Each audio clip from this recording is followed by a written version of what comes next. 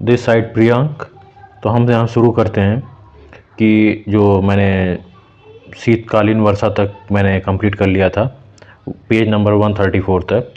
और फिर शुरू करने पर करेंगे हम लोग प्राकृतिक आपदाओं से शुरू करेंगे। और यहाँ लगभग हम लोग कंप्लीट करेंगे प्राकृतिक आपदाओं से लेके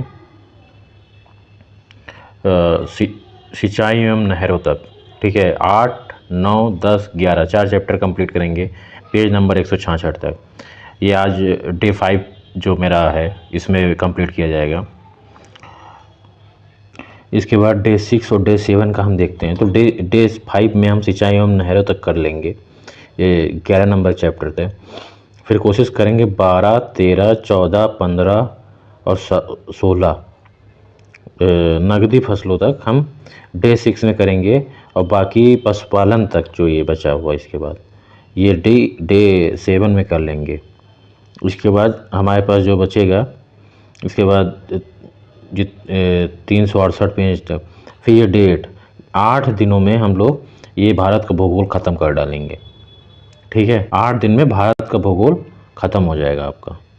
तो इसके बाद फिर बचेगा विश्व का भूगोल। देखिए मैंने ये कंप्लीट करवा दिया है जो भी जितने भी क्वेश्चन हैं। तो देखिए अब आप लोग इसको रिवीजन करिए, मल्टीपल टाइम पढ़िए। मैं क्वेश्चन करवा रहा हूँ, मैं उसके अंदर देखो अंदर का बताऊँगा तो समय बहुत लगेगा, क्योंकि आपको भी पढ़ना है, समय कम है, सिर्फ 3 महीने का समय है। तो आप उसको पढ़ते रहिए। इसके बाद मैं अपना शॉर्ट नोट्स आपके साथ शेयर करूँगा। अगर हो सके, अगर आपको लगता है कहीं पे कन्फ्यूजन लगता है तो मैं आपको घटना चक्र से फिर से कंप्लीट करवा दूंगा। और भी बुक से मैं आपको कंप्लीट करवाता रहूँगा। मैं रेगुलर आपसे जुड़ा रहूँगा 90 दिनों तक। और वो पहले घटना चक्र के माध्यम से, फिर अपने शॉर्ट नोट्स के माध्यम से, और जैसे भी मैं आपको, और मैं एकदम सही डायरेक्शंस में RO UPPCS प्रीलिम्स के लिए फुली डायरेक्ट एकदम सही डायरेक्शन में मैं तैयारी करूँगा। ये नहीं कि आपको मैं जो मटेरियल का भंडार दे दूँ और वहाँ पे पता चले कि आप फिर इसके बाद उसमें आप मतलब आपको जो जिस साइड जाना है उस साइड ना जाके आप कहीं और ही चले जाए, तो उससे पेपर नहीं निकलेगा फिर। और देखिए डे 8 में हम अगर 8 दिनों में हम भारत का भूगोल ख़त्म कर रहे हैं, तो इसके बाद तो 8 दिन में लगभग भारत का भूगोल ख़त्म हो जाएगा। और 272 पेज इसमें है। तो 272 देखिए इसमें कितने पेज हैं, 368 पेज। तो लगभग हम लोगों ने 40 से 45 से 50 पेज के बीच में, 45-50 पेज के बीच में एक दिन में कवर किया है। और इसमें 272, तो देखिए ये 6 दिन आपका लगेगा लगभग, समझ लीजिए 6-7 दिनों में इसको, मतलब 15 दिनों में आपका भारत के भूगोल में ख़त्म करके आपको दे दूँगा। इसके बाद आप अपना प्ले लिस्ट बना दूँगा। इसके बाद देखिए और भी मुझे कुछ करना है ना। अभी आपका पर्यावरण पारिस्थितिकी चल रहा है और घटनासार चल रही है, और हिंदी में चला रहा हूँ साथ साथ में PYQ हिंदी के। इसके साथ साथ हिंदी के PYQ के साथ अब भारत के भूगोल के बाद इसके बाद हिस्ट्री, ये भूगोल के बाद हिस्ट्री शुरू करूँगा, या पॉलिटी शुरू करूँगा, या इकोनॉमिक्स शुरू करूँगा, या ये जो भी है इनको कवर करना है अच्छे से हम लोगों को। जो RO का पेपर रहता है उसके लिए, क्योंकि देखिए जल्दी से कवर करके अच्छे से और जल्दी से और शॉर्ट नोट्स बनाते हुए फिर हम लोगों को फिर उसको रिवीजन भी करना है ना। तो और इसलिए उसको जल्दी पता चले कि आपने पेपर तक सिर्फ एक बार ही उसको कवर कर पाए और आपने रिवीजन नहीं किया, तो फिर उसका कोई मतलब नहीं होता पढ़ने का। तो फिर आप उसको एक बार भी मत कवर करिए, बेटर रहेगा। जो उससे जो पतली बुक हो वही फिर कवर कर लीजिए, उसको आप ज़्यादा बार पढ़िए। जैसे लूसेंट है वही पढ़ लीजिए। आप कई बार पढ़ेंगे ना तो उससे भी मिल जाएगा, उससे भी बेटर हो जाएगा। लेकिन ज़रूरी है कि घटना चक्र पढ़ो, सिलेक्शन इसी से होगा। UPPCS का कोई भी एग्ज़ाम है निकलने वाला इसी से है। मल्टीपल टाइम रिवाइज करो। तो इसको हम 8 दिन में लगभग ख़त्म हो जाएगा भारत का भूगोल, और फिर विश्व का भूगोल 7 दिनों में हम ख़त्म कर देंगे। तो 15 दिन में ख़त्म हो जाएगा लगभग। 15, 16, 17 तारीख तक हम इसको ख़त्म कर देंगे, क्योंकि बीच में दिवाली वाली है। तो 16-17 तारीख तक मैं ज़रूर इसको ख़त्म कर दूँगा, 16 या 17 में। ठीक। और दिवाली में भी क्लासेस मैं भेजता रहूँगा बना कर आपको, रिकॉर्ड करके। ठीक है। और चलिए फिर यहाँ पे हम लोग आज का सेशन शुरू करते हैं। किस चैप्टर से? प्राकृतिक आपदाओं, चैप्टर नंबर 8। ओके, शुरू करते हैं। प्राकृतिक आपदाओं प्राकृतिक आपदाओं में जो है किससे कहते हैं, सबसे पहले ये देखते हैं। मानव पर दुष्प्रभाव डालने वाले मानव पर, हाँ, तो यहाँ पे जो है प्राकृतिक आपदाओं की बात करते हैं। तो मानव पर दुष्प्रभाव डालने वाले जो प्राकृतिक परिवर्तन को प्राकृतिक आपदाएं कहते हैं, जो मानव पर दुष्प्रभाव डालते हैं। अब इसको जो कई रूप में, भूकंप हो गया, ज्वालामुखी क्रियाएं हो गई, सागर कंप हो गया, बाढ़, चक्रवात, मृदा अपरदन, अपवाहन, है ना, इन सब कारणों से जो भारत का भूकंपीय क्षेत्र है ना, इसको यहाँ पे दर्शाया गया है। तो सबसे जो है अधिक ये भूकंप जो क्षेत्र है, यह सबसे ज़्यादा प्रभावित भूकंप का क्षेत्र है। चलिए यहाँ पे देखते हैं हम लोग, इसके क्वेश्चंस को देखते हैं। ठीक है, अल्प तीव्रता क्षेत्र, फिर मध्यम तीव्रता, पर गहन तीव्रता, अति प्रचंड तीव्रता, है ना। जोन 5, 4 और 5 में भारत को सम्मिलित किया गया है। जोन 3 लखनऊ आते हैं इसमें। उत्तराखंड जो हिमालय क्षेत्र को शामिल किया गया। चलिए शुरू करते हैं यहाँ पे क्वेश्चन। सन 2004 की जो सुनामी आई थी, भारत के निम्न तट में कौन सर्वाधिक दुष्प्रभावित हुआ? तो कोरोमंडल सबसे ज़्यादा प्रभावित हुआ था। ठीक है, क्योंकि ये आई थी तो हिंद महासागर में आई थी। और इसमें क्या हुआ था कि जो है भारत का जो दक्षिणतम बिंदु इंदिरा पॉइंट डूब गया था। हुदहुद चक्रवात से भारत के निम्न में कौन सा तटीय क्षेत्र प्रभावित है? तो आंध्र प्रदेश तट।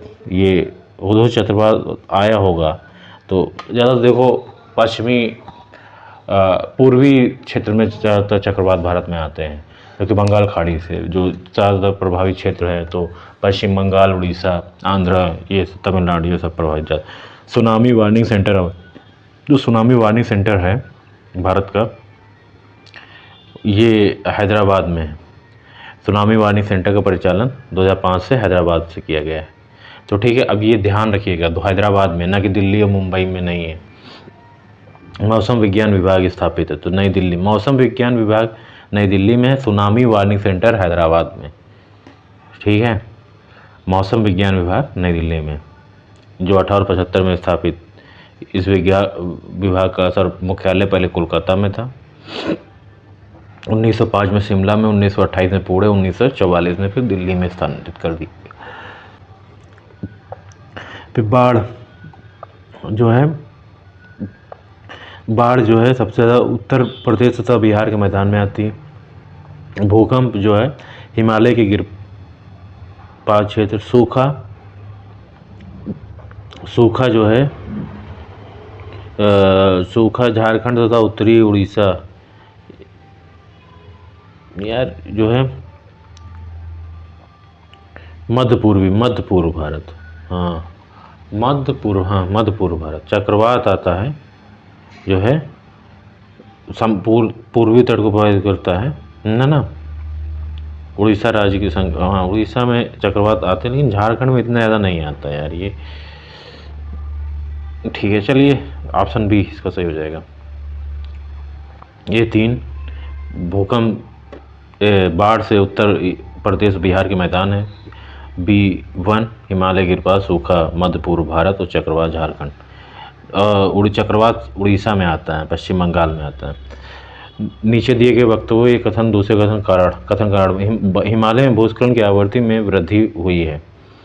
भूस्खलन की आवृत्ति हाल ही के वर्षों में हिमालय में बड़े पैमाने खनन कार्य हुआ है, तो ये और दोनों सही हैं।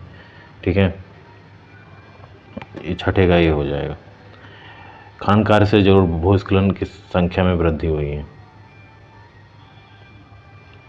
बंगाल खाड़ी के तटवर्ती क्षेत्र में चक्रवात क्यों अधिक आते हैं? तो अधिक गर्म, बंगाल खाड़ी में अधिक गर्मी के कारण बंगाल की खाड़ी में रसायन चक्रवातों के बनने में सहायक होते हैं। अंडमान निकोबार लंबी द्वीप श्रृंखला चक्रवातों के आरंभ होने के कारण बनती है। शंक्वाकार होने के कारण बंगाल खाड़ी में बने चक्रवात उत्तर की ओर चलते हैं। खाड़ी में गर्मी जो है अधिक होती है, इसलिए यहाँ पे चक्रवात अधिक आते हैं। निम्न दाब का क्षेत्र है, अधिक चक्रवात उत्पन्न होते हैं। यहाँ से उड़ने वाले चक्रवात घड़ी की सुइयों की दिशा के विपरीत, मतलब वामावर्त जो है घूमते हैं यहाँ के चक्रवात। अतः बंगाल खाड़ी में दक्षिण से उत्पन्न होने वाले चक्रवात तमिलनाडु और श्रीलंका को तथा मध्य बंगाल खाड़ी में उड़ने वाले चक्रवात उड़ीसा आंध्र प्रदेश को प्रभावित करते हैं। मानसून काल में इन चक्रवातों की उत्पत्ति मध्य और उत्तरी बंगाल खाड़ी में होती है, जिससे जो गर्मी की मानसून काल में मध्य और उत्तरी में, जिससे उड़ीसा पश्चिम बंगाल सर्वाधिक प्रभावित होते हैं। मानसून पश्चात दक्षिण और मध्य बंगाल खाड़ी में उड़ने वाले चक्रवात तमिलनाडु आंध्र प्रदेश, मानसून के इतर जो है जो होता है तो दक्षिण में ज़्यादातर वो प्रभावित करते हैं। तो मानसूनी काल में ये उत्तर बंगाल खाड़ी में उत्पन्न होते हैं चक्रवात। कथन कारण क्वेश्चन, पश्चिमी तट की तुलना में पूर्वी तट चक्रवातों द्वारा अधिक प्रभावित। बिल्कुल सही। भारत का पूर्वी तट उत्तरी पूर्वी व्यापारिक हवाओं की मेखला में पड़ता है। मेखला में पड़ता तो है, ये भी सही है, ये भी सही है, बट इसमें इसका कारण ये नहीं कि चक्रवात उत्पन्न करता है। चक्रवात जो है वहाँ पे जो अत्यधिक उसका जो टेम्परेचर होता है उसके मेनली कारण वो है, ठीक है। तो इसका बी हो जाएगा, व्याख्या सही नहीं है, ठीक है। महाराष्ट्र के कोयना क्षेत्र के निकट भविष्य में अधिक भूकंप प्रभावित होने की संभावना है। कोयना बांध एक पुराने जलभ्रांत पर अवस्थित है जो कोयना जलाशय में जलस्तर के परिवर्तन के साथ अधिक सक्रिय हो सकता है। तो दोनों जो है 9 का ये सही है, दोनों व्याख्या भी सही है और कथन भी सही, कारण भी सही है, दोनों एक दूसरे की व्याख्या भी कर रहे हैं। निम्नलिखित राज्यों में किसमें सर्वाधिक प्राकृतिक आपदाएं आती हैं? तो उड़ीसा में सर्वाधिक प्राकृतिक आपदाएं आती हैं, आंध्र और बिहार और गुजरात की अपेक्षा।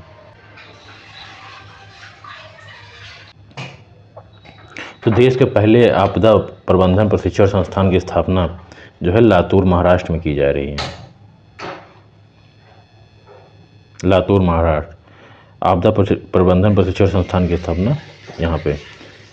भारत के निम्नलिखित में कौन सा क्षेत्र उच्च तीव्रता की भूकंपीय मेखला में नहीं है? तो उत्तराखंड, कर्नाटक, कच्छ और हिमाचल। तो इसमें जो है कर्नाटक पठार जो है उच्च उसमें नहीं आता है भूकंप, उच्च तीव्रता के भूकंपीय मेखला में। तो 12 का 20 सही हो जाएगा। इसमें जो है अल्प तीव्रता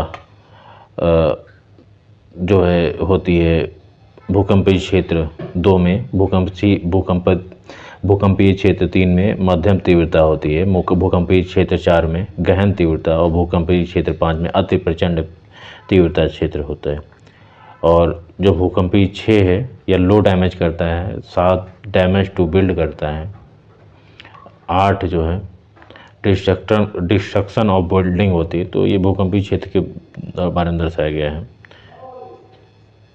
इस यहाँ पे क्वेश्चन देखते हैं, भारत के कितने भूकंपीय जोखिम अंचलों में विभाजित किया गया है? तो 4 जोखिम उसमें विभाजित किया गया है।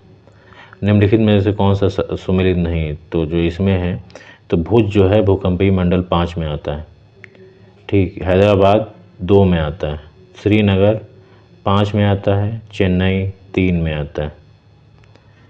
पिछले 2 दशकों में उत्तरी भारतीय मैदानों में बाढ़ों की बारंबारता बढ़ गई है। गाद के निक्षेप के कारण नदी घाटों की गहराई कम हो गई। बिल्कुल सही, दोनों ए और आर दोनों सही। सबसे अधिक बाढ़ग्रस्त राज्य जो है बिहार है। असम, आंध्र और उत्तर प्रदेश सबसे अधिक बाढ़, क्योंकि वहाँ पे कोसी नदी, बहुत सी नदियाँ हैं जो उत्तर से आती हैं बहके हुए, जो काफ़ी तीव्रता के साथ आती हैं, जलवाह होता है। तो सबसे ज़्यादा बाढ़ बिहार में ही आती इन राज्यों। उत्तर प्रदेश में कौन सा क्षेत्र सर्वाधिक प्रभावित है? तो पूर्वी क्षेत्र जो है सर्वाधिक बाढ़ से प्रभावित क्षेत्र है।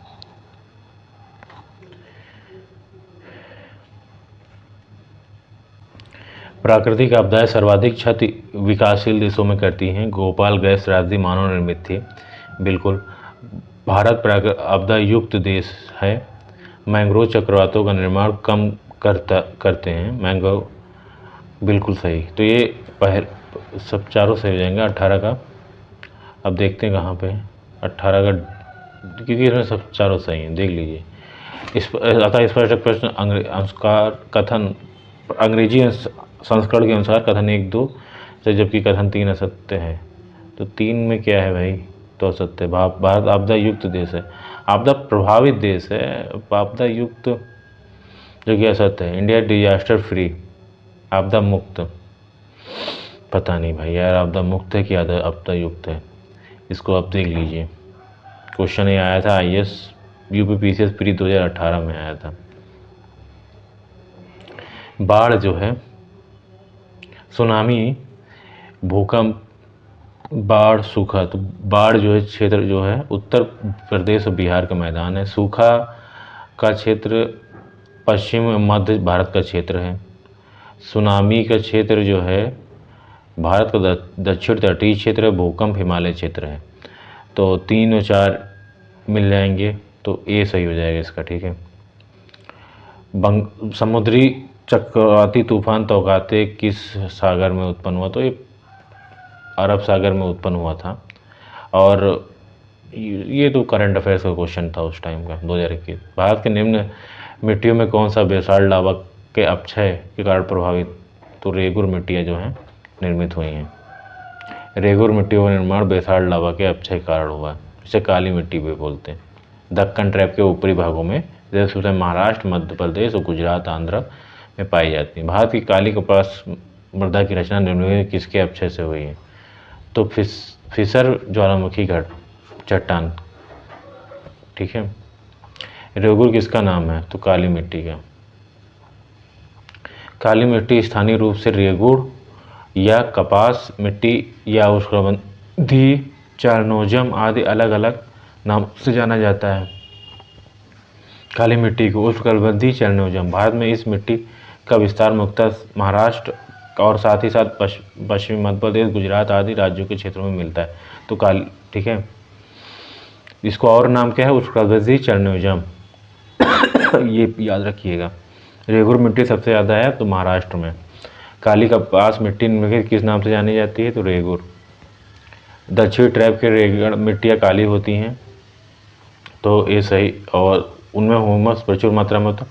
ह्यूमस जरूरी नहीं है प्रचुर, नाम से ये कपास की खेती के लिए उपयुक्त है। इनमें लोहा, चूना, मैग्नीशियम, कैल्शियम, मैग्नीशियम कार्बोनेट अधिकता और नाइट्रोजन, फास्फोरस, जैविक की कमी पाई जाती है। जब कमी होती है ह्यूमस की, ना कि उसमें अधिकता होती है। भारत की निम्नलिखित मिट्टियों में जो कपास की खेती के लिए कौन से सर्वाधिक उपयुक्त है? तो रेगुर या काली मिट्टी। काली मिट्टी कपास खेती के लिए उपयुक्त है। उनमें जैव तत्व प्रचुर मात्रा में होता है। ये गलत है। आर ए सही है, आर गलत है।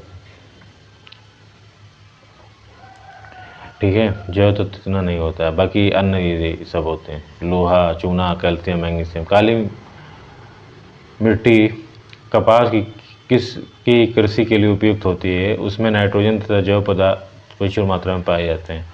तो ये सही है, आर गलत है। ठीक है। देश और निम्नलिखित मिट्टियों में से किसे स्वतः कृष्ण मिट्टी कहा जाता है? तो कपास की काली मिट्टी को। कौन सी काली मिट्टी कपास की खेती के लिए सबसे उपयुक्त है? तो काली।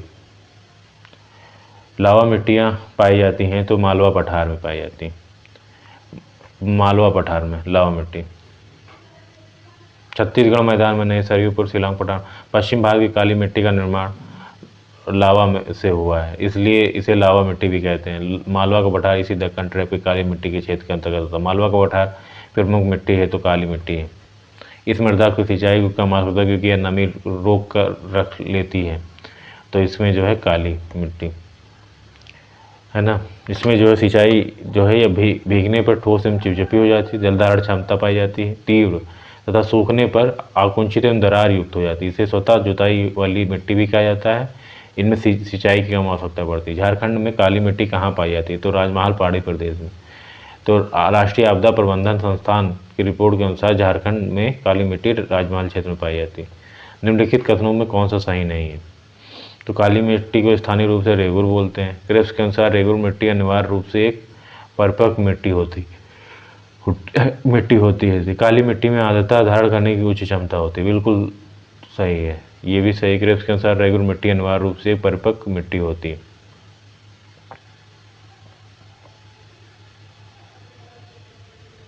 ठीक है। और काली मिट्टी हिमालय क्षेत्र में पाई जाती है? ये नहीं है भाई, हिमालय क्षेत्र में नहीं, दक्कन के पठार के क्षेत्र में पाई जाती है। इसके बाद नेक्स्ट चैप्टर यहाँ पे शुरू करते हैं हम लोग। नेक्स्ट चैप्टर है लेटराइट मिट्टी। ठीक है, इसका नाम दिया था सर्वप्रथम अध्ययन बुकानन ने किया है। इसका ये लैटिन भाषा का शब्द है लेटेराइट, है ना, जिसका अर्थ है ईंट।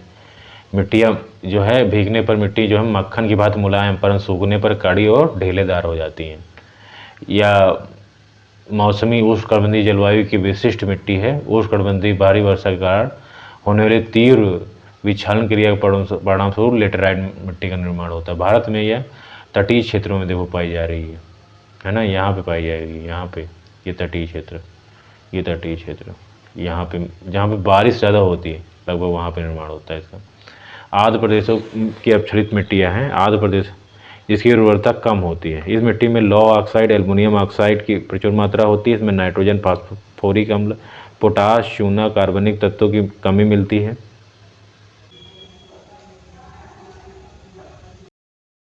लेटराइट मिट्टियाँ जो है या इसका सर्वाधिक विस्तार जो है केरल में है, जो मालाबार तटीय प्रदेश है। इसके बाद महाराष्ट्र में है। लेटराइट मिट्टियों में रासायनिक संगठक और ऊंचाई के संबंध में संबंध पाया जाता है ना। मिट्टियों के नीचे के भागों की अपेक्षा ऊपरी भागों में मिट्टियाँ अधिक अम्लीय हैं।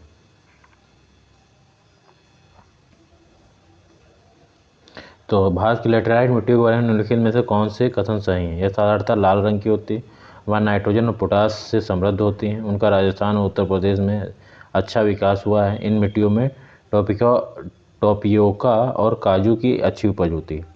तो इसमें 1 और 4 मतलब ये साधारणतः लाल रंग की होती हैं और टोपियोका और काजू की उपज अच्छी होती है इसमें। ठीक है, राजस्थान उत्तर प्रदेश में अच्छा विकास कहीं नहीं हुआ है। इनका विकास महाराष्ट्र और केरल में है। ठीक है, मेघालय में पाई जाती हैं। ये प्रायः कम उर्वरता वाली मिट्टी होती हैं। इनमें कपास, चावल, रागी आदि, गन्ना, दाल, चाय, कहवा आदि की खेती की जाती है।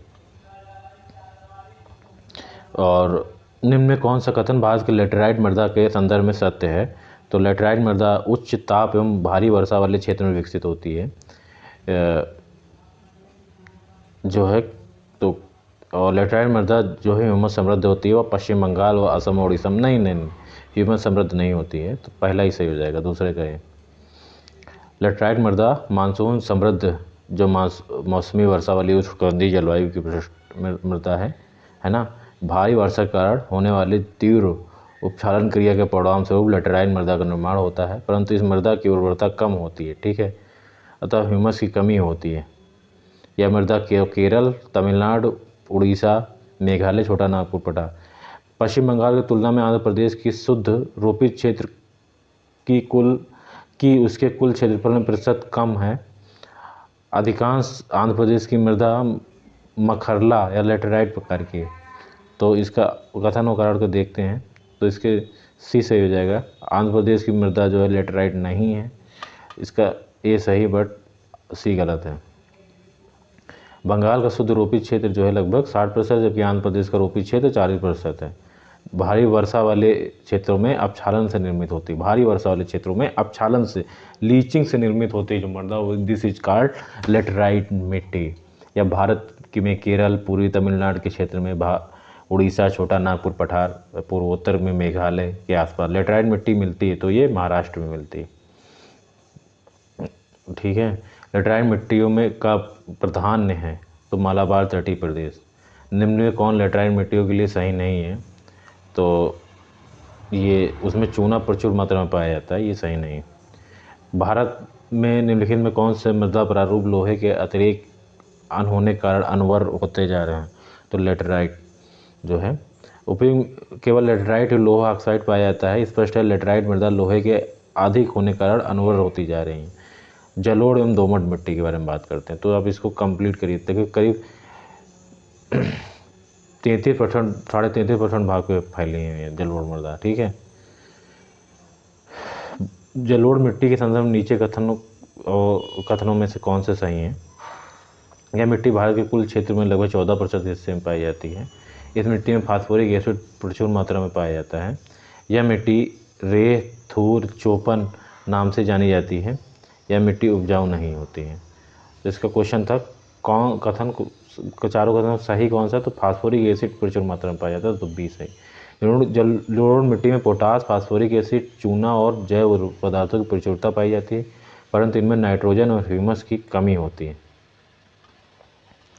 नाइट्रोजन और ह्यूमस की कमी होती है।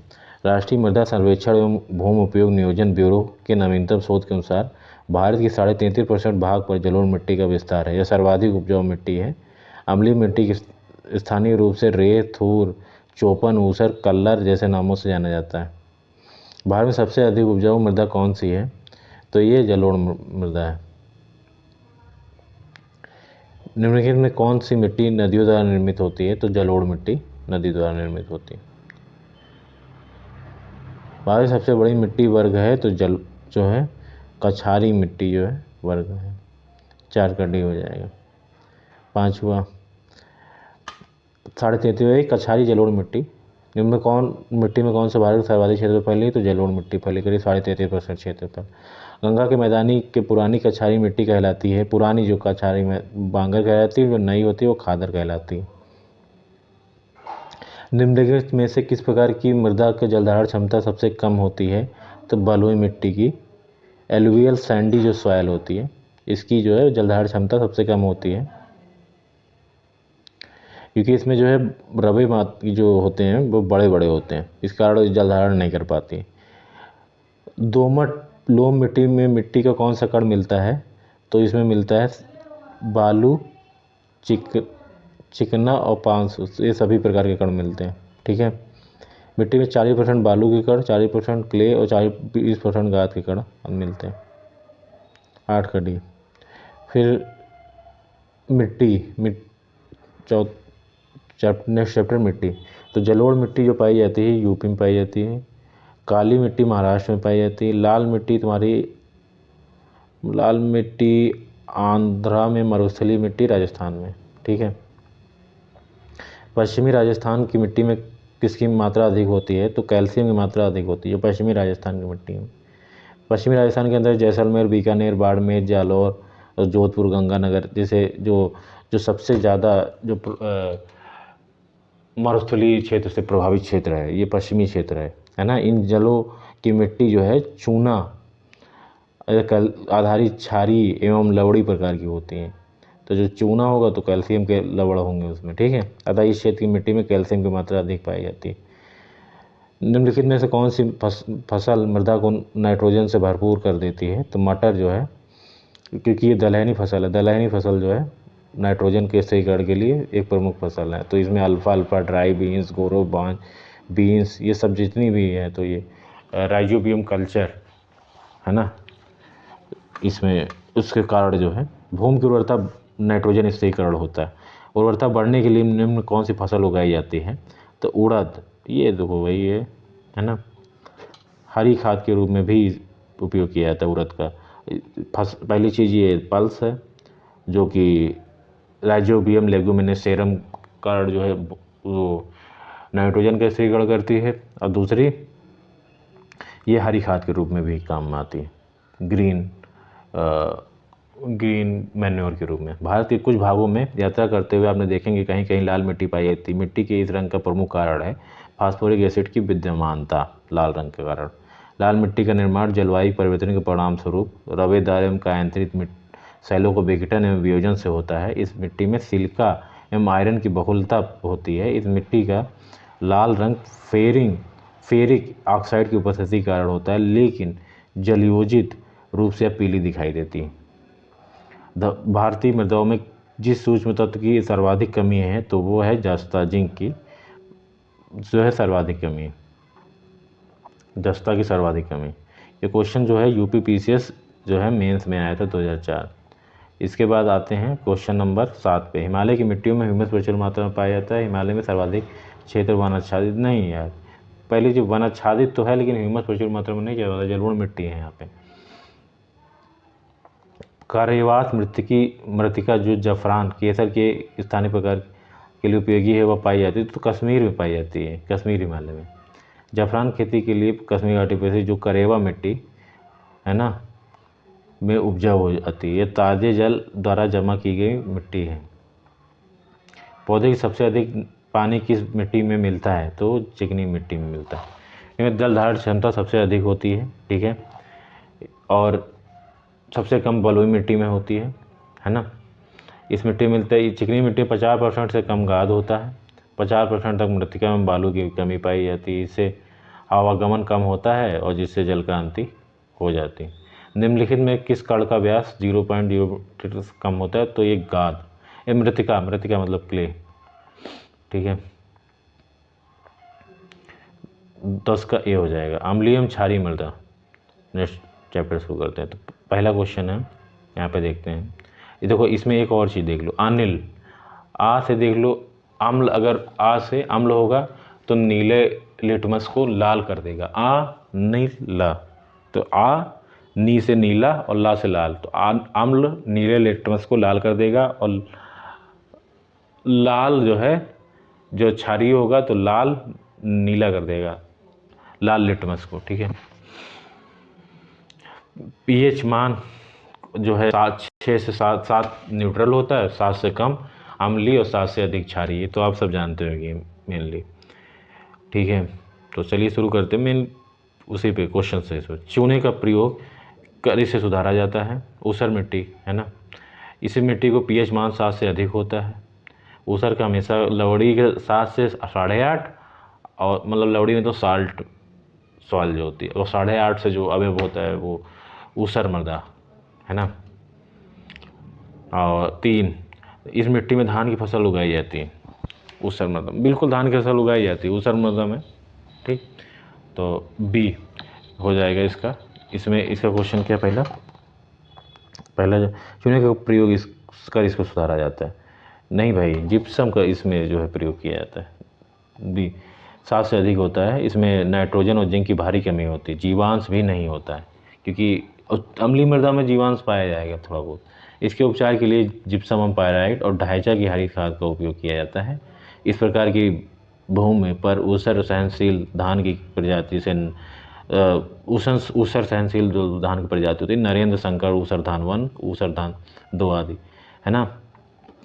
ये यूपी बीओ प्री 2019 में आया था।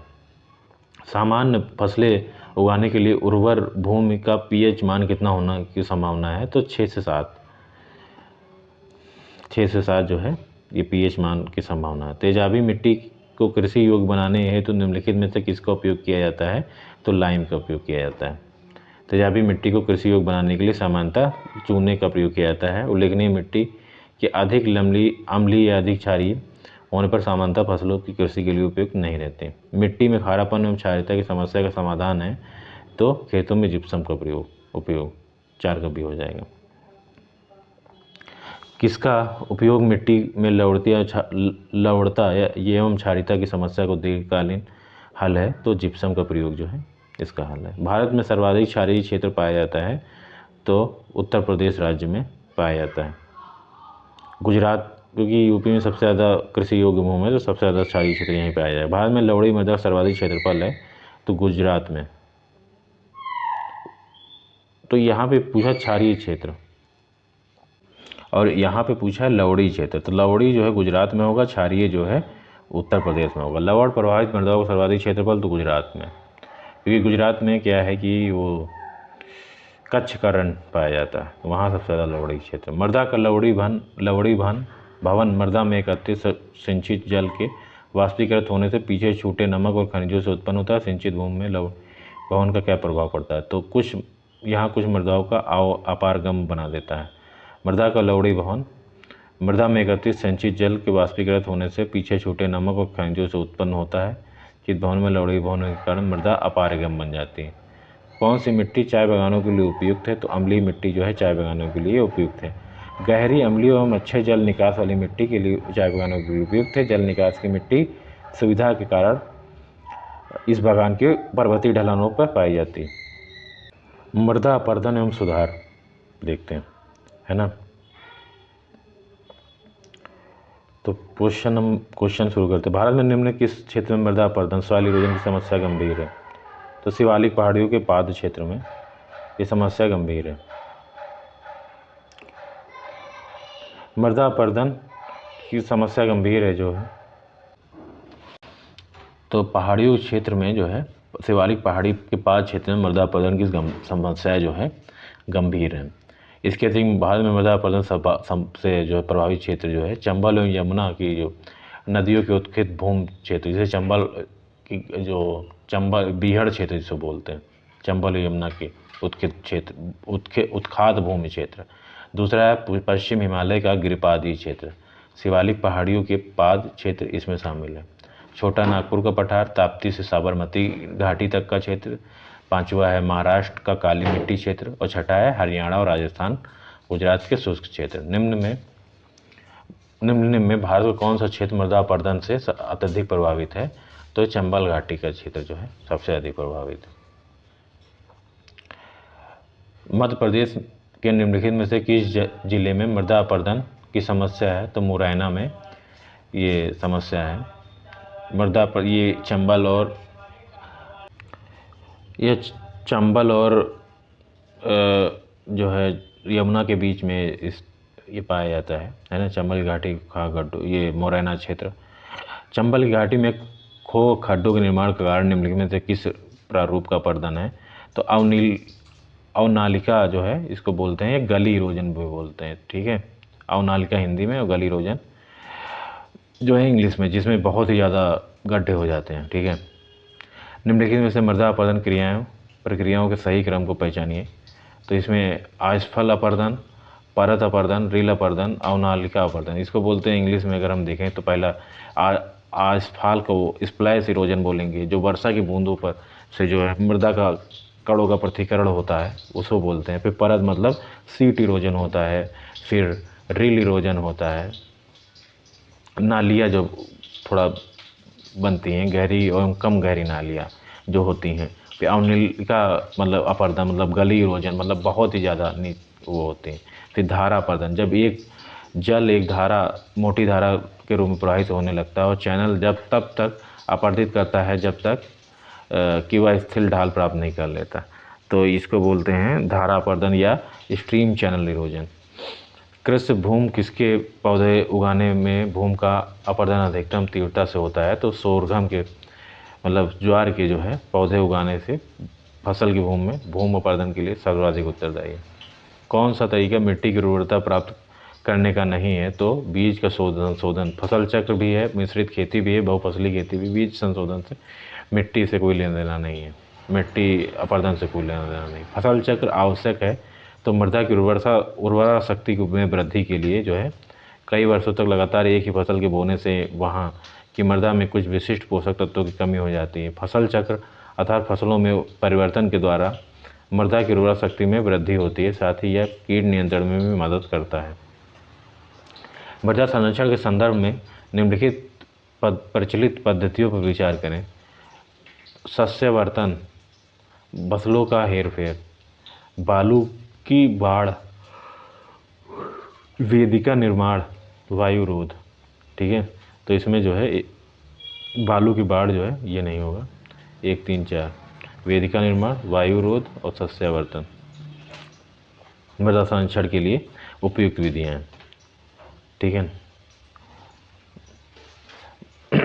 सस्यावर्धन, वेदिका निर्माण, वायु रोध। भारत में मृदा अपक्षय समस्या निम्नलिखित में से किससे संबंधित है? तो ये वनोन्मूलन से संबंधित है, ठीक है। वेदिका कृषि या ट्रेस कल्टीवेशन मृदा अपक्षय की समस्या से संबंधित नहीं है। उष्णकटिबंधीय जलवायु में मृदा अपरदन के लिए उत्तरदायी नहीं। मृदा अपरदन रोका जा सकता है तो वनारोपण द्वारा मृदा अपरदन को रोका जा सकता है। मृदा संरक्षण के अंतर्गत वे सभी उपाय सम्मिलित हैं जो मिट्टी को मृदा अपरदन से बचाते हैं और उसकी उर्वरता को बनाए रखते हैं। रोकने के कुछ प्रभावी उपाय वृक्षारोपण, सुपानी तथा समोच्च रेखी कृषि, अतिचारण एवं स्थानांतरित कृषि पर रोक लगाना और मेड़बंदी। मृदा क्षरण को रोका जा सकता है तो वन रोपण द्वारा। प्राकृतिक वनस्पति पे आते हैं नेक्स्ट चैप्टर। भारत में जो उष्णकटिबंधीय सदाबहार वन पाए जाते हैं, फिर इसके बाद पाए जाते हैं उष्णकटिबंधीय पर्णपाती तथा मानसूनी वन, फिर इसके बाद पाए जाते हैं उष्णकटिबंधीय कटीले वन। तो इसको एक बार हम लोग सबसे पहले देखते हैं इसमें उष्णकटिबंधीय सदाबहार एवं अर्ध सदाबहार one, tropical evergreen and semi evergreen forest के बारे में। एवरग्रीन ये वन भारत के अत्यधिक आर्द्र एवं उष्ण भागों में मिलते हैं। इन क्षेत्रों में औसत वार्षिक वर्षा जो है 200 सेंटीमीटर से तथा आर्द्रता जो है सापेक्षिक 70% से अधिक होती है। इन क्षेत्रों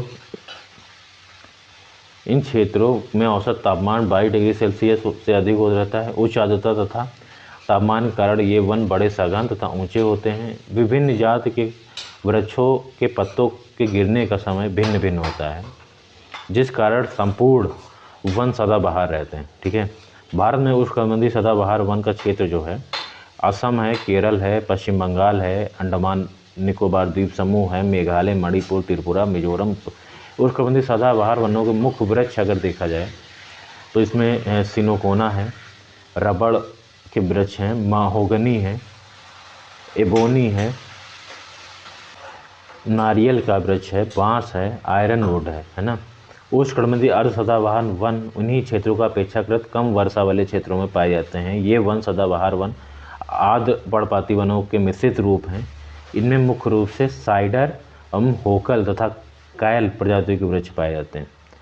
उष्णकटिबंधीय जो पर्णपाती तथा मानसूनी वन है, ये वन भारत में बहुतायत में पाए जाते हैं। सबसे ज़्यादा पर्णपाती वन भारत में पाए उष्णकटिबंधीय पर्णपाती वन।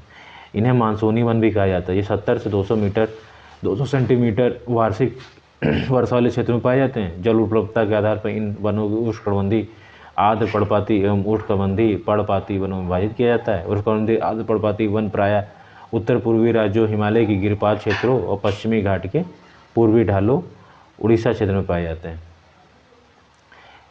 साल इसमें जो शामिल है, जैसे साल हो गया, सागवान हो गया, शीशम हो गया, महुआ हो गया, आंवला हो गया, कुसुम हो गया, चंदन आदि प्रजातियों के वृक्ष इन वनों में पाए जाते हैं। उष्णकटिबंधीय शुष्क पर्णपाती वन भारत के उन क्षेत्रों में पाए जाते हैं जहां 70 से 100 सेंटीमीटर वर्षा होती है। ये वन प्रायद्वीपीय पठार के अधिक वर्षा वाले क्षेत्रों तथा उत्तर प्रदेश एवं बिहार के मैदानी भागों में पाए जाते हैं। शुष्क ऋतु प्रारंभ होते ही इन वनों के पेड़ों के पत्ते झड़ जाते हैं।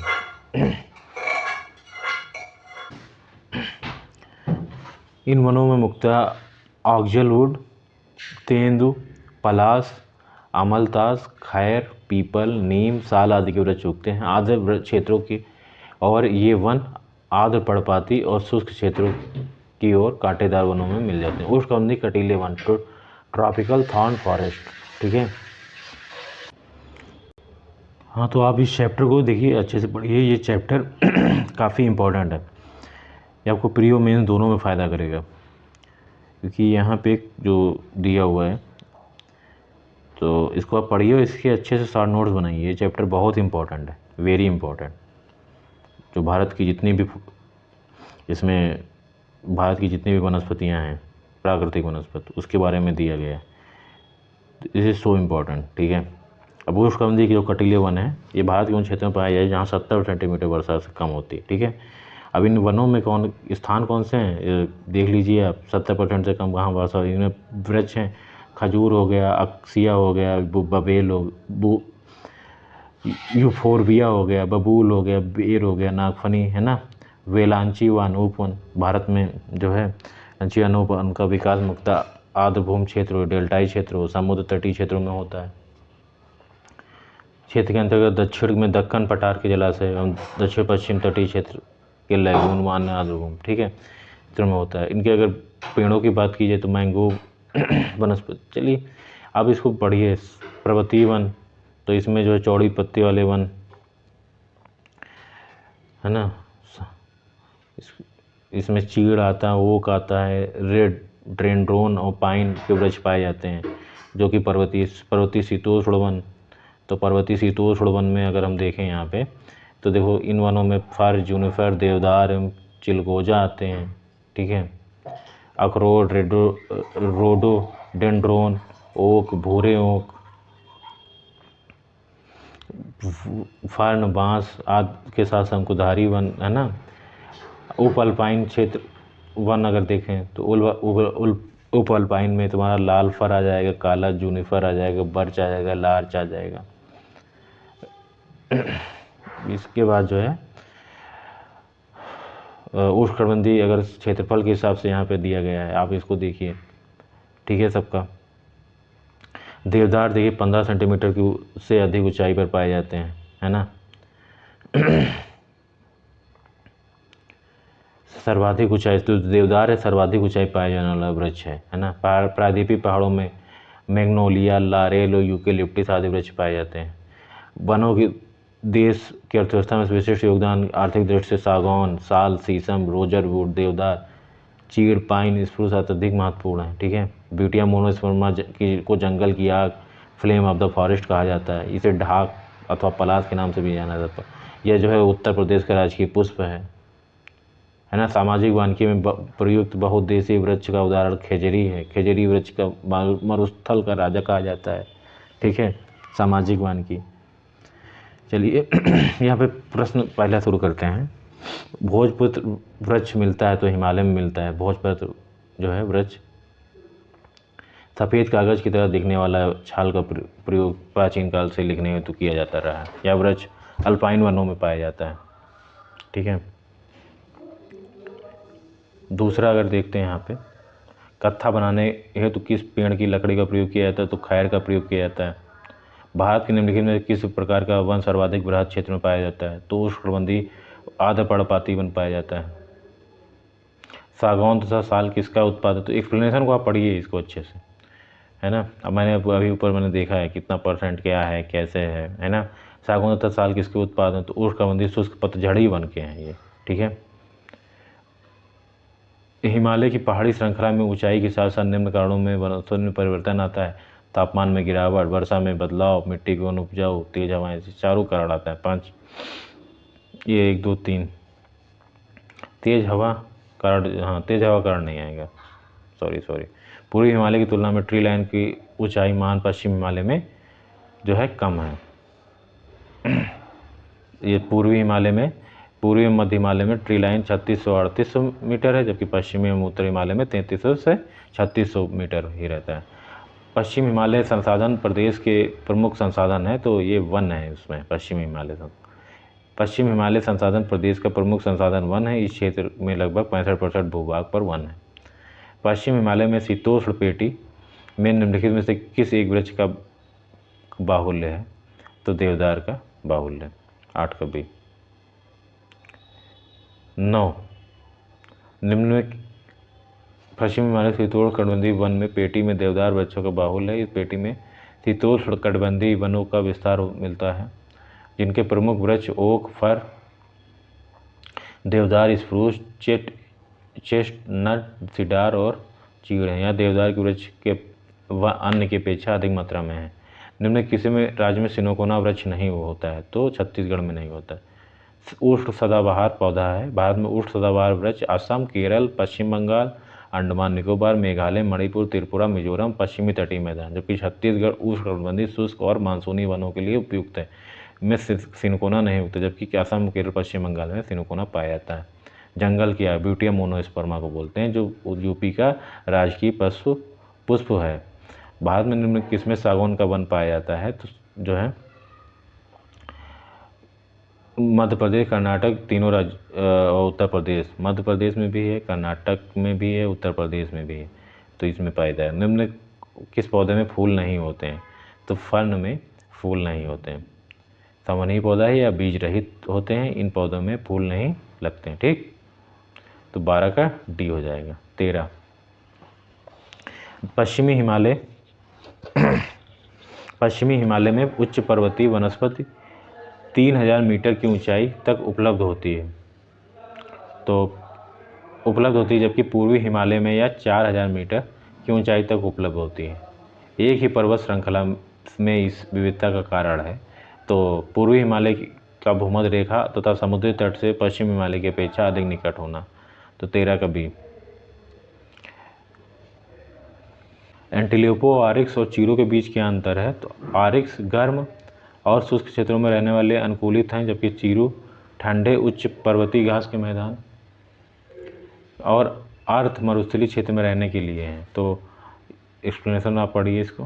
ठीक है, 8-14 का ये सही जाएगा। सागौन का जो है मध्य भारत में पाया जाता है। देवदार जो है हिमालय के उच्च क्षेत्रों में पाया जाता है। सुंदरी जो है ये पाया जाएगा तुम्हारा सुंदरबन में पाया जाएगा। सिनोकोना हिमालय की तराई में पाया जाएगा। 15 फिर 16 नंबर पे आते हैं। निम्न कौन सा एक सुमेलित है, तो सुंदरी जो पश्चिम बंगाल सुंदरबन में पाया जाता है। देवदार उच्च हिमालय क्षेत्र में पाया जाएगा, ना कि मध्य प्रदेश में। ठीक है। उष्णकटिबंधीय आर्द्रपर्णपाती वन जो है, उष्णकटिबंधीय आर्द्रपर्णपाती वन जो है तराई क्षेत्रों में पाया जाता है। उष्णकटिबंधीय शुष्क पर्णपाती वन जो है मध्य गंगा मैदान पाया जाता है। अल्पाइन की जो वृक्ष हैं वो अरुणाचल प्रदेश में। उष्णकटिबंधीय सदाबहार जो वन जो हैं सह्याद्री में पाए जाएंगे। सह्याद्री मतलब पश्चिमी हिमालय। उष्णकटिबंधीय वन जो है साइलेंट वैली मिला है तो इसको। शंख वृक्ष की अगर बात की जाए तो हिमाचल प्रदेश में। कच्छ वनस्पति की अगर बात की जाए तो ये सुंदरबन में, ठीक है। पतझड़ वन की अगर बात की जाए तो ये राजस्थान में। लंबी जड़ों और नुकीले कीटों तथा सूल युक्त झाड़ियों तथा लघु वृक्षों वाले आरक्षित अवरुद्ध वन समान रूप से पाए जाते हैं तो पश्चिमी आंध्र प्रदेश में। कौन सा समुद्र तल से सर्वाधिक ऊंचाई पर पाया जाता है तो देवदार जो है 1500 मीटर से अधिक ऊंचाई पर पाए जाते हैं। चीड़ जो है 900 से 1000 मीटर की ऊंचाई पर पाया जाता है ना। उप हिमालय क्षेत्र मध्य भारत के पूर्वी भाग तथा तमिलनाडु भाग में मिलता है। सागौन यह मध्य प्रदेश, छत्तीसगढ़, ओडिशा, कर्नाटक, महाराष्ट्र क्षेत्रों में मिलता है। नेक्स्ट क्वेश्चन दिए गए कच्चे रूपरेखा में 1, 2, 3 और 4 रूप में अंकित हैं तो इसमें 3 के साखू वन है, ठीक है। तो ये प्री IAS प्री 1998 वैसे क्वेश्चन नहीं आते। निम्नलिखित में से किस राज्यों के वनों का वर्गीकरण अर्ध उष्णकटिबंधीय के रूप में किया जाता है तो मध्य कर्नाटक, ठीक है। अर्ध उष्णकटिबंधीय वनों का विस्तार मध्य प्रदेश एवं के अधिकांश भागों में पाया जाता है। निम्नलिखित में से कौन सी एक हिमालयी वनस्पति की जाति नहीं है तो महागौनी जो है। महागौनी मूलतः उत्तर एवं दक्षिण अमेरिका के उष्णकटिबंधीय क्षेत्रों में का वृक्ष है, न कि हिमालयी वनस्पति। यह वृक्ष मुख्य रूप से वेस्ट इंडीज, मध्य अमेरिका और दक्षिण अमेरिका में पाया जाता है। शेष हिमालय क्षेत्र में पाए जाने वाले वृक्ष हैं जूनिफर, सिल्वर फर और स्प्रूस। भारत के महागौनी उष्णकटिबंधीय सदाबहार वृक्ष में पाए जाते हैं। महागौनी अगर उष्णकटिबंधीय सदाबहार वन क्षेत्रों में पाए जाते हैं। सामाजिक वानिकी में प्रयुक्त बहुउद्देशीय वृक्ष एक उदाहरण है तो खेजड़ी का उदाहरण है।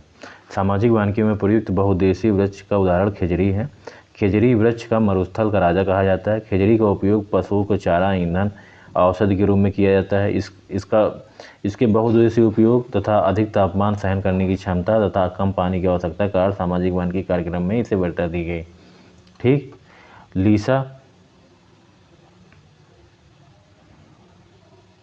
लीसा प्राप्त होता है चीड़ के वृक्ष से।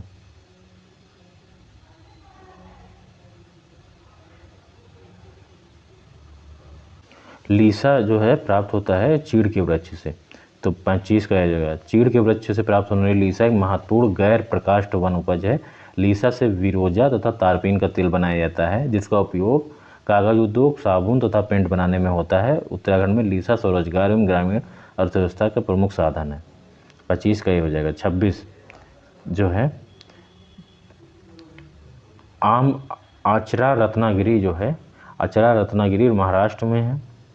और जो कोणापुर जो है कर्नाटक का है। पिचवरम तमिलनाडु में, वेम्बानाट केरल। तो ये हो जाएगा, इसमें मिल जाएगा। निर्भीक किसमें सुमेल नहीं है तो सुंदरबन पश्चिम बंगाल सही है। भीतरकनिका उड़ीसा सही है। पिचवरम तमिलनाडु सही। वेम्बानाट कर्नाटक में नहीं, केरल में है। ये डी हो जाएगा इसका। भारत में उष्णकटिबंधीय वर्षावन की उपस्थिति होती है तो उष्णकटिबंधीय वर्षावन की उपस्थित होती है असम और केरल में। उष्णकटिबंधीय वर्षावन असम और केरल में है। ये वन पश्चिमी घाट के अधिक वर्षा वाले क्षेत्रों, लक्षद्वीप, अंडमान निकोबार द्वीप समूह, असम के ऊपरी भागों, तमिलनाडु के तटीय तक सीमित है, ठीक है। भारत के किस राज्य का सर्वाधिक क्षेत्र घने पतझड़ वाले जंगलों से घिरा है तो मध्य प्रदेश का क्षेत्र जो है घने पश्चात, ठीक है। सबसे ज़्यादा जो है मध्य प्रदेश का जो पतझड़ से घिरा हुआ क्षेत्र है। इनमें कौन सा जिला सबसे अधिक घने पतझड़ वाला तो ये BPSC प्री 2019 में आया था, पश्चिमी चंपारण है। सिंचाई एवं नहरें, नेक्स्ट चैप्टर। तो देखिए इसमें हम शुरू करते हैं, इसके क्वेश्चन लगाते हैं। निम्नलिखित में से कौन से सम्मिलित नहीं है? तो जवाई परियोजना जो है तमिलनाडु में, ये सम्मिलित नहीं है, डी हो जाएगा पहले का। जो घाट प्रभा है वो कर्नाटक से है, उकाई नहर गुजरात से है, नीरा नहर महाराष्ट्र से है, पहले का डी हो जाएगा। जवाई परियोजना राजस्थान में लूनी की सहायक नदी से अवस्थित है। वहीं उकाई नहर परियोजना तापी नदी पर बांध बनाकर निकाली गई है, जिसका संबंध गुजरात से। घाट प्रभा की परियोजना कर्नाटक की घाट प्रभा नदी और नीरा नहर परियोजना महाराष्ट्र में कृष्णा है ना। नीरा जो है कृष्णा से है, उकाई जो है घाट प्रभा जो है घाट प्रभा नदी से है। उकाई परियोजना जो है तापी नदी से है, ठीक है। और जवाई जो परियोजना है, जवाई परियोजना लूनी की जो सहायक नदी जवाई नदी से है। नीचे दी गई वो कथन का प्रादीपी बारण सिंचाई का प्रमुख साधन है तालाब। प्रादीपी क्षेत्र में अधिकांश नदियाँ मौसमी हैं, बिल्कुल सही है। आर तो सही है, दो ये भी सही है, तो व्याख्या भी सही करता है, इसीलिए तालाब है। भारत के संदर्भ में निम्नलिखित कथनों को कौन सा कथन सही नहीं है? देश में लगभग 1/3 क्षेत्र में 750 mm से अधिक वर्षा होती है।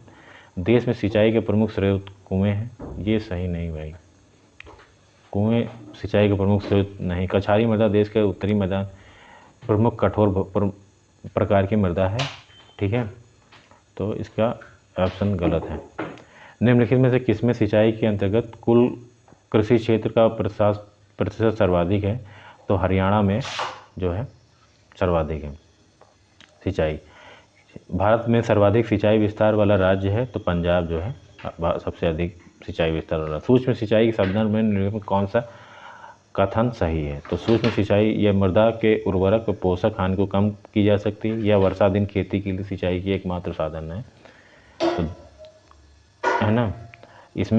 इससे कुछ कृषि क्षेत्रों में भौम जल स्तर कम होने से रोका जा सकता है, तो इसका ऑप्शन सी सही हो जाएगा, पहला और तीसरा। सूक्ष्म सिंचाई जो है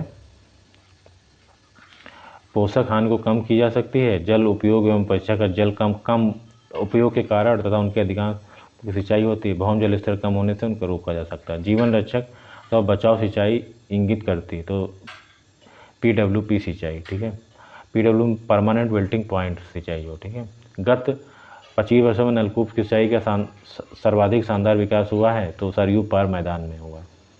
भारत के किस राज्य में सर्वाधिक सिंचाई नलकूप से होती है? तो उत्तर प्रदेश में होती है, करीब 75%। सब निम्नलिखित में से किस राज्य में नलकूप द्वारा सिंचित भूमि क्षेत्र सबसे अधिक है? तो यूपी में है, फिर पंजाब है दूसरा नंबर पर, ठीक है, फिर बिहार है, फिर हरियाणा। भारत में नलकूप एवं से सिंचाई अधिकतम क्षेत्र वाला राज्य है तो उत्तर प्रदेश। UPPSC मेंस 2017 में आया था। फिर क्वेश्चन नंबर 13 देखते हैं। भारत में माला नहर तंत्र को प्रस्तावित किया गया था, तो दिनेश जे दस्तूर ने किया था माला नहर तंत्र को। 13 का बी हो जाएगा, ठीक है। 14 दक्षिण भारत में सिंचाई व्यवस्था का अग्रदूत किसे माना जाता है? तो सर आर्थर कॉटन को माना जाता है। भारत की सिंचाई क्षमता सर्वाधिक भाग पूरा होता है, तो लघु एवं बृहद परियोजनाओं से सिंचाई का सर्वाधिक भाग पूरा होता है। फरक्का की नहर जलवहन क्षमता जो है 40,000 क्यूसेक है। मंगलम सिंचाई परियोजना की अगर बात की जाए तो ये केरल में स्थित है, ठीक है। ये चेरुकुन्नम पुझा नदी पर है ये मंगलम सिंचाई परियोजना। सारण सिंचाई नहर निकलती है गंडक से निकलती है, गंडक में त्रिवेणी घाट के पास है, और त्रिवेणी नहर भी यहीं से निकलती है। इंदिरा गांधी नहर का उद्गम स्थल है तो हरिके बैराज, जो कि सतलज नदी के है ना, ब्यास और सतलज के संगम से निकलती है। यह राजस्थान के जो है गंगानगर बीकानेर इसमें जो है सिंचाई के लिए बहुत ही उपयोगी है। हरिके बैराज निम्न किस नदियों के संगम पर है? तो ये ब्यास और सतलज के संगम पर है, और यहाँ से ही इंदिरा नहर निकलती है। राजस्थान इंदिरा नहर कहाँ से निकलती है? तो सतलज और ब्यास के संगम से निकलती है। इंदिरा गांधी का नहर का निर्माण 1958 में प्रारंभ हुआ, और इसका उद्गम जो है सतलज नदी के हरिके बांध से। इंदिरा गांधी नहर जल प्राप्त करती है, तो ये ब्यास, रावी और सतलज नदी तीनों से प्राप्त करती है, ठीक है। तो 23 का डी। निम्नलिखित नदी परियोजना में कौन व्यास नदी के पोंग बांध के जल का उपयोग करती हैं? तो ये इंदिरा गांधी नहर परियोजना जो है करती है। विश्व की सबसे पुरानी और विकसित नहर व्यवस्था भारत में कौन सी है? तो गंगा नहर जो है भारत में सबसे विकसित है। विश्व की सबसे पुरानी और विकसित नहर व्यवस्थाओं में से एक गंगा नहर है। इसका निर्माण 1927 में बीकानेर के तत्कालीन महाराजा श्री गंगा सिंह ने कराया था। यह नहर सतलज नदी से फिरोजपुर के निकट हुसैनाबाद से निकली गई। ठीक है, गंगा नहर सबसे पुरानी है, जो 1927 में गंगा सिंह जी ने करवाया था। ये राजा थे फिरोजपुर के। ये RS में क्वेश्चन आता है। शारदा सहायक समादेश विकास परियोजना का मुख्य लक्ष्य निम्नलिखित में से क्या है? लक्ष्यों के नीचे दिए गए कूट में सही उत्तर चुनिए। तो इसमें कृषि उत्पादन बढ़ाना, बहुफसली खेती द्वारा भूमि उपयोग के प्रारूप बदलना और भू प्रबंधन का सुधार। तो इसमें जो है डी हो जाएंगे सभी। ठीक है, निम्नलिखित में से कौन सा एक सत्य नहीं है? तो इसमें घग्गर के जल का इंदिरा गांधी नहर में उपयोग किया जाता है, ये सत्य नहीं है। नर्मदा नामरकंटक से क्षेत्र निकलती, बिल्कुल से। निजाम सागर मंजीरा नदी पर है, ये बिल्कुल सही है। पेनगंगा गोदावरी की सहायक नदी पर है, बिल्कुल सही। तो ये 28 का हो जाएगा। 29 इंदिरा गांधी नहर जो है घग्गर नदी के जल का उपयोग नहीं किया जाता है। ठीक है, इसमें ब्यास का है और रावी का है, सतलज का है। ठीक है, निचली गंगा नहर का उद्गम स्थल है तो नरौरा में है। ठीक है, निचली गंगा नहर का उद्गम स्थल नरौरा बुलंदशहर में है। ठीक है, निर्माण कार्य 1878 में प्रथम बार किया गया था। निम्नलिखित नहरों प्रणालियों में किसमें बिहार के क्षेत्र में सिंचाई होती है? तो त्रिवेणी नहर। त्रिवेणी नहर जो है ये पश्चिमी चंपारण जिले में इसका जो ये निकलती है गंडक नदी से निकलती है। ठीक है, हरियाली एक नई योजना, ये हरियाली जो योजना है तो बंजर भूमि के विकास के लिए, जो बंजर भूमि को जो है ख़त्म करने के लिए है। ठीक है, हरियाली योजना संबंधित है जल प्रबंधन से। एकीकृत जल संभर विकास कार्यक्रम को कार्यान्वित करने के लिए क्या लाभ हैं? तो इसके लाभ हैं तो मृदा के बह जाने की रोकथाम है ना, और तीसरा वर्षा जल संग्रहण तथा भौम जल स्तर का पुनर्भरण और प्राकृतिक वनस्पतियों का पुनर्जनन। इसमें ये नहीं है देश की 12 नदियों को मौसमी नदियों से जोड़ना, ये जो है इसके अंतर्गत नहीं बल्कि अमृत नदी जोड़ो परियोजना के अंतर्गत शुरू किया गया। ठीक है,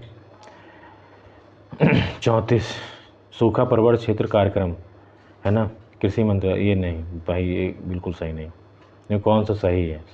मरुस्थल विकास कार्यक्रम परिणाम वन मंत्रालय, ये भी नहीं सही। वर्षा पूरित क्षेत्रों हेतु विकास राष्ट्रीय जल संभर विकास मंत्रालय, भी नहीं सही। तो इसमें कोई नहीं सही है। ठीक है, 34 का डी हो जाएगा। सूखा जो प्रवण क्षेत्र कार्यक्रम है, मरुस्थलीय विकास कार्यक्रम और इंटीग्रेटेड वेस्टलैंड डेवलपमेंट प्रोग्राम, तीनों ही भूमि संसाधन विभाग डिपार्टमेंट ऑफ लैंड रिसोर्स द्वारा चलाए जा रहे हैं, जिन्हें फरवरी 2019 से एक परिवर्तित कार्यक्रम integrated watershed management programme के अंतर्गत कार्यान्वित किया जा रहा है। भूमि संसाधन विभाग ग्रामीण विकास मंत्रालय एक का एक विभाग है। ठीक है, और यह वर्षा पूरित क्षेत्रों हेतु राष्ट्रीय जल संभर विकास परियोजनाएं कृषि एवं सहकारिता विभाग का कार्यक्रम है। ठीक है, जो सहकारिता विभाग अब अलग बना दिया गया मंत्रालय इसका। ठीक है, कौन सा ड्रिप सिंचाई पद्धति के प्रयोग किया जाता है? तो इसमें जो है खरपतवार में कमी, मृदा लवणता में इससे कोई कमी नहीं आती, मृदा अपर्दन में कमी आती है। तो पहला 35 का सी हो जाएगा। ठीक है, बंकिंघम नहर स्थित है तो कोरोमंडल तट पर है। ठीक है, बंकिंघम नहर। निम्न किस जल क्षेत्र में जल का उपयोग भारत में सर्वाधिक है? तो कृषि क्षेत्र का उपयोग सर्वाधिक है। ठीक है, में जल का उपयोग सर्वाधिक, करीब इसमें बताते 95% जो भारत में भौम जल का उपयोग कृषि क्षेत्र में हो रहा है। चंबल नहर सिंचाई परियोजना संबंधित है तो गंगा बेसिन से और यमुना बेसिन से। ठीक है, चंबल नहर सिंचाई परियोजना यमुना बेसिन से संबंधित है। चंबल यमुना की सहायक नदी है, परंतु यह गंगा की उप सहायक नदी है एवं समग्र रूप से गंगा बेसिन का भाग है। अतः बृहद बेसिन के अनुसार या गंगा बेसिन संबंधित है, जबकि छोटे बेसिन के हैं गंगा बेसिन, यमुना बेसिन से। तो इसमें यमुना बेसिन से, ठीक है। 38 का सी हो जाएगा। इसके बाद नेक्स्ट चैप्टर है बहुउद्देशीय नदी घाटी परियोजनाएं। इसमें हम डे 6 में कंप्लीट करेंगे। तो चलिए ठीक है, फिर ये आज का जो है हमारा चैप्टर कंप्लीट होते हैं। ओके, धन्यवाद।